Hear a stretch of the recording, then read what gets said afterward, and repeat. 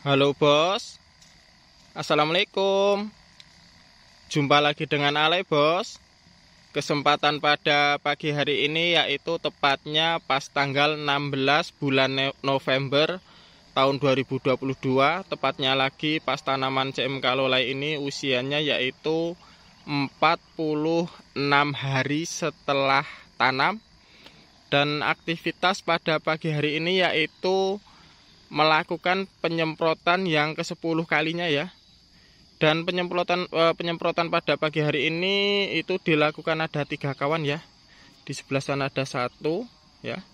Terus yang di sebelah sana itu ada 2 kawan, berarti 3 semua ya. Terus pestisida yang digunakan bos ya. Pestisida yang digunakan pada pagi hari ini ada di bawah ini. Akan Ale terangkan satu persatu karena ini nanamnya 3/4 hektar dan bisa kita lihat bedengannya juga sudah mulai tertutup ya. Bedengannya ini udah mulai tertutup karena saking banyaknya ranting atau kelihatan tunas-tunasnya juga subur ya. Nih bisa kita lihat udah tertutup semua mulisannya ya. Lah terus karena penyemprotan ini banyak sekali, ada 3/4 hektar dan dilakukan 3 kawan sekali ngaduk ini dalam 1 drum ya. Di sini ada Mas Fajar. Halo Mas. Halo. Nah terus intinya dalam 1 tangkinya bos ya. Intinya dalam 1 tangki menggunakan pestisidanya di bawah ini akan Ale sebutkan satu persatu. Pertama menggunakan insektisida dengan merek dagang Arjuna ya. Di sini bahan aktifnya klorfenapir, ini untuk kutuan seperti trip ya. Ini sasaran kuat untuk kutu trip ya. Bahan aktifnya klorfenapir. Dalam 1 tangki menggunakan 15 sampai 16 mili ya. Kalau tangkinya itu 16 liter berarti menggunakan 16 mili. Ikutin aja dosis aturan pakai yang tertera pada kemasan merek dagang yang digunakan. Ini Ale menggunakan merek dagang Arjuna. Boleh menggunakan merek dagang yang lain. Yang penting bahan aktifnya klorfenapir, ikutin dosis aturan pakainya ya, jelas ya. Jangan terlalu fanatik dengan merek. Terus ini menggunakan Arjunanya ini menggunakan 16 mili atau 15 mili. Terus menggunakan fungisida ya. Fungisida ini untuk pencegahan penyakit merek dagang Kontaf Plus ya. Di sini bahan aktifnya azoxystrobin sama hexaconazole. Dalam 1 tangkinya sama dikasih 15 sampai 16 mili. Terus Biolai untuk imunisasi ya, untuk pencegahan penyakit juga untuk virus, pencegahan virus juga bisa. Ini dalam 1 tangki cuma dikasih 10 mili bos, irit sekali ya. Setiap penyemprotan dikasih Biolai lebih bagus. Terus yang terakhir sendiri itu menggunakan penembus, ini dikasih 20 mili. Dan bahan-bahan tadi dilarutkan dulu dalam ember. Terus sama dikasih kalsiumnya itu dikasih kalsiumnya 2 sendok ya, kalsiumnya 2 sendok. Di sini kalsiumnya menggunakan merek dagang Kalsipril ya. Boleh menggunakan merek dagang yang lain, kalsiumnya kasih 2 sendok. Ya, jelas ya. Terus diaduk lalu kita semprotkan ke tanaman. Nah, ini hasil yang selalu Ale dokumentasikan setiap penyemprotan dan pemupukan seminggu sekali dengan cara dikocor ya. Ini hasilnya seperti ini. Jadi tidak ada yang Ale tutup-tutupi. Jadi karena setiap ada aktivitas di sini selalu Ale dokumentasikan dan ini hasilnya. Bisa kita lihat ya. Tuh. Kita lihat ke bawah. Nah. Buahnya kelihatan kecil-kecil ya. Tuh. Tapi ya semakin naik, ini yang namanya magak bos. Kalau Ale pribadi nggak suka tanaman yang tinggi, karena yang membedakan tinggi sama pendek tanaman itu cuma hanya ruas ini bos ya, ruas ini. Kalau tanaman itu tinggi ruasnya ini sampai ruas ini itu ada yang 10 cm, ada yang lebih. Kalau ini kan cuma sekitar 6 sampai 7 cm. Jadi semakin tinggi tanaman itu semakin boros pestisida, semakin boros lanjaran, semakin boros salaran. Nah, kalau Ale pribadi, Ale suka yang pendek-pendek, rantingnya itu yang rapat. Jadi buahnya itu seperti ditata, ya. Kalau dia pendek itu irit pestisida. Ketika kita nyemprot itu apa ya? Karena pendek ya. Iwis gitu. Gimana ya ngomongnya? Pokoknya lebih irit pestisida, Bos ya. Ya kalau kita menekan biaya kan ya alhamdulillah bisa menghemat kantong juga gitu, Bos ya. Makanya Ale dari dulu nggak suka tanaman yang tinggi ya. Di samping itu kalau nyemprot kalau tinggi itu susah, apalagi pestisida itu terutama yang insektisida ya. Kalau kita kehirup tanpa sengaja ya sekarang sih nggak apa-apa, tapi kita nanti kalau udah apa ya tua nanti takutnya di tubuh kita bahaya ya. Ya udah pasti bahaya karena racun.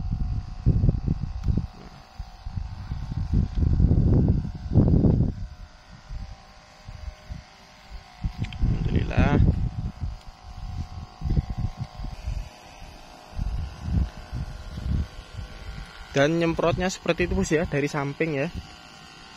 Dari samping, jadi dari samping ke atas, bawah ke atas, bawah ke atas gitu nyemprotnya ya.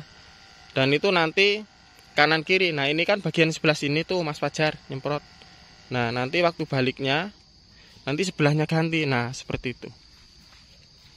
Nah, kalau yang ini nggak dilanjutin sama Mas Fajar tadi, udah disemprot sama Pak Hin yang ada di sana. Jelas ya.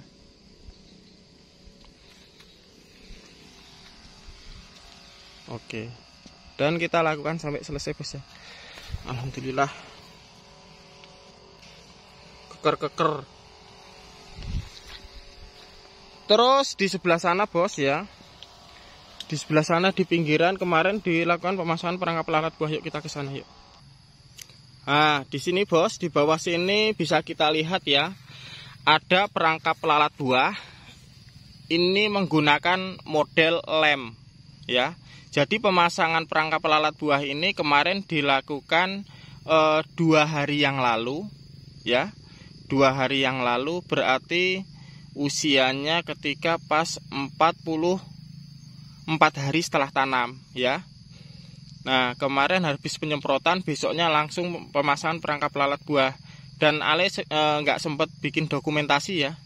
Jadi penggunaan perangkap lalat buah ini itu sebenarnya pemasangannya kalau bisa dilakukan ketika usia 35 hari sampai 40 hari itu harus melakukan pemasangan. Cuman aktivitas kemarin karena cuman kerjanya 2 orang, jadi keteledoran terus, Bos ya, karena banyak aktivitas yang memang sama-sama nggak bisa ditinggal gitu ya. Jelas ya.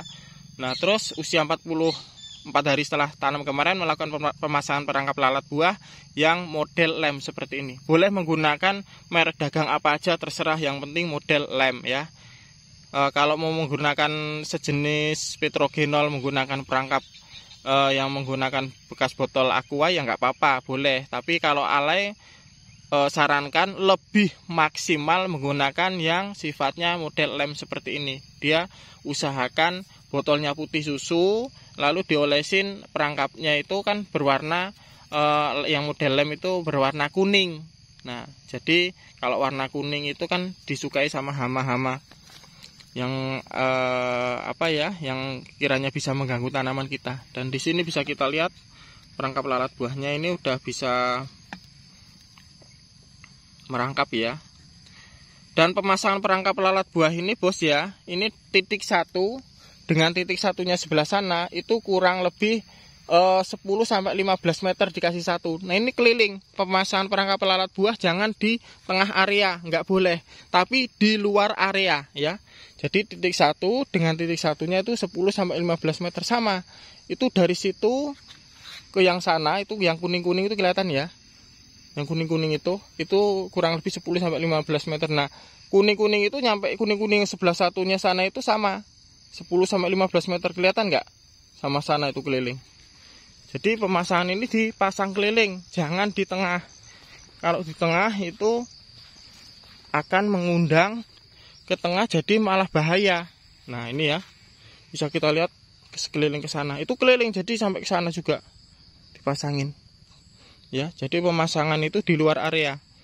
Nah, kalau seumpama ada petani yang menyalahkan jangan menggunakan perangkap lalat buah karena perangkap itu mengundang, ya benar, kita mengundangnya perangkap lalat buah ini kan mengundangnya untuk membunuh, bukan mengundang seperti bukan seperti manusia ya.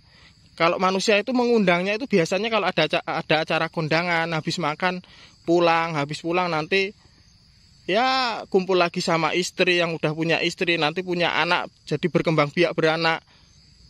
Itu yang namanya mengundangnya manusia. Tapi kalau kita mengundang lalat buah, itu mengundangnya untuk dibunuh. Setelah dia menghinggap, dia kan mati di situ. Jadi dia nggak bisa berkembang biak lagi, nggak bisa pulang, ketemu sama istrinya lah, ibaratnya gitu.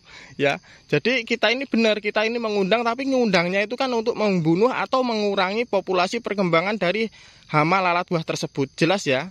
Oke ya, semoga paham gitu aja bos ya. Nah, kalau seumpama ada yang bilang perangkap lalat buah ini mengundangnya itu yang dari jauh datang, enggak juga ya. Jadi gini, ibaratnya gini, kita goreng ikan asin ya, kita menggoreng ikan asin itu tetangga sebelah yang 10 meter itu biasanya udah enggak bau bos ya. Apalagi yang tetangga kita, tetangga rumah yang sebelahnya lagi, itu jaraknya ada sekitar mungkin 20 meteran atau 30 meter. Jadi kita goreng ikan asin di rumah, tetangga 2 rumah dari tempat kita itu kadang udah nggak bau. Jadi artinya gini, perangkap lalat buah ini mengundang hanya lingkungan yang dekat aja dari tanaman kita ya, yang dekat-dekat aja. Kan dia aromanya cuman dekat-dekat sini aja. Jadi kalau seumpama kita goreng ikan asin terus 3 rumah, 4 rumah sana itu bau, kita goreng ikan asin, enggak pernah seperti itu kayaknya. Alay sendiri ngalami di rumah kalau kita goreng ikan asin atau tetangga goreng ikan asin, kita nggak pernah bau. Jadi kalau di sana itu ada 50 meter atau 100 meter ada lalat buah di sana, ya lalat buah itu yang di sana, tetap di sana, nggak di sini, gitu loh ya. Nggak kepanggil ke sini karena nggak terangsang. Sama ya? Paham ya? Mudah-mudahan paham lah, susah orang ngomong. Intinya kalau mau ini perangkap lalat buah harus di luar area, nggak boleh di tengah.